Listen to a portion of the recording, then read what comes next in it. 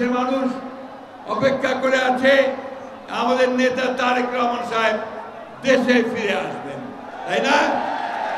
উনি আসবেন, আমাদের নেতৃত্ব দিবেন, আমাদের পথ দেখাবেন। মেধা এবং বুদ্ধিমত্তার চর্চা করে সামনের দিকে যেতে হবে। মেধা ছাড়া আমরা সামনে যেতে পারবো না। জ্ঞান বিজ্ঞানের চর্চা, মেধার চর্চা, এর মধ্য দিয়ে আমাদেরকে সামনের দিকে এগোতে হবে।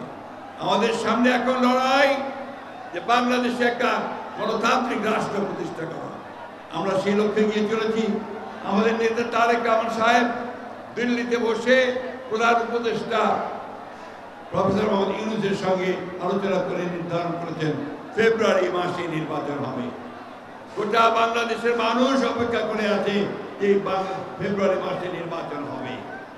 তার আগে গোটা বাংলাদেশের মানুষ অপেক্ষা করে আছে আমাদের নেতা তারেক রহমান সাহেব দেশে ফিরে আসবেন, তাই না? আমরা সবাই তাই চাই না? উনি আসবেন, আমাদের নেতৃত্ব দিবেন, আমাদের পথ দেখাবেন।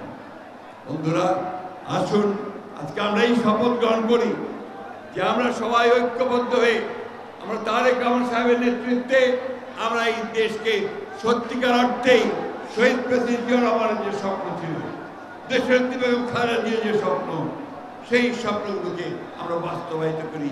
একটা সত্যিকার অর্থেই একটা সুখী, সুন্দর, সমৃদ্ধ বাংলাদেশ, গণতান্ত্রিক বাংলাদেশ নির্মাণ করি। এই কথা বলে আপনাদের সবাই আবারও ধন্যবাদ অভিনন্দন জানিয়ে বক্তব্য শেষ করছি। আসসালামু আলাইকুম, খুদা হাফেজ। বাংলাদেশ জিন্দাবাদ, বাংলাদেশ জাতীয়তাবাদী ছাত্র দল জিন্দাবাদ, শহীদ জামানত, দেশের